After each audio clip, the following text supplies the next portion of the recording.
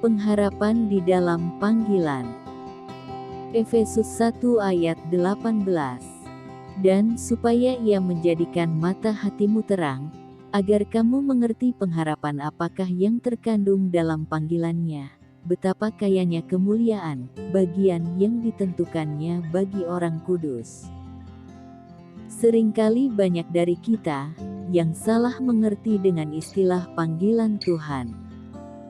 Ketika mendengar kata tersebut, kita selalu menghubung-hubungkan dengan pelayanan di gereja, menjadi hamba Tuhan atau pendeta, masuk ke sekolah Alkitab atau seminari, menjadi worship leader, singer, tim kunjungan rumah sakit, dan sebagainya.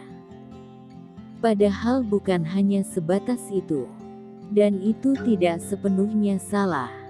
Kita dapat memenuhi panggilan Tuhan dengan tetap berada pada bidang pekerjaan atau profesi kita masing-masing, selama bidang tersebut tidak bertentangan dengan kehendak Tuhan. 1 Tesalonika 4 ayat 7-8. Tuhan memanggil kita, bukan untuk melakukan apa yang cemar, melainkan apa yang kudus. Karena itu siapa yang menolak ini bukanlah menolak manusia, melainkan menolak Allah, yang telah memberikan juga Roh-Nya yang kudus kepada kamu. Apa maksud panggilan Tuhan bagi kita? Dan apa yang harus kita kerjakan untuk memenuhi panggilannya itu? Ini yang pertama kali harus kita pahami tentang arti panggilan. Lukas 9 ayat 23. Setiap orang yang mau mengikut aku, ia harus menyangkal dirinya, memikul salibnya setiap hari, dan mengikut aku.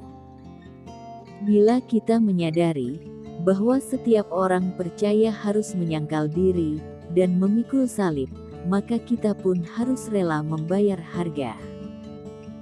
Jika saat ini kita diizinkan mengalami ujian atau penderitaan, kita pun harus bisa tetap mengucap syukur, karena itu adalah bagian dari proses pendewasaan iman.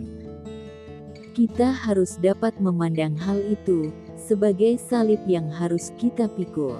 Dan itu merupakan bagian dari panggilannya, sebab penderitaan itu tidak seberapa, bila dibandingkan dengan kemuliaan yang akan kita terima kelak. Dalam hal penyangkalan diri, sudahkah kita menaklukkan kehendak diri sendiri kepada kehendak Tuhan? Sudahkah kita menyalipkan segala keinginan daging dan hidup menurut Roh? Tuhan juga memanggil kita untuk bertanding dalam iman dan berjuang merebut hidup kekal. Kita tahu bahwa kehidupan kekal hanya dapat kita peroleh melalui iman kepada Kristus. Oleh karena itu, kita harus berjuang untuk mempertahankan iman dan mengerjakan keselamatan itu dengan hati yang takut dan gentar, sampai Tuhan Yesus datang kali yang kedua. Jangan sampai kita gagal di tengah jalan, karena kita tidak taat mengerjakan panggilan, dan tidak memelihara iman. Karena di dalam panggilan ada pengharapan. Efesus 4 ayat 4. Sebagaimana kamu telah dipanggil kepada satu pengharapan yang terkandung dalam panggilanmu. Immanuel, Tuhan beserta kita.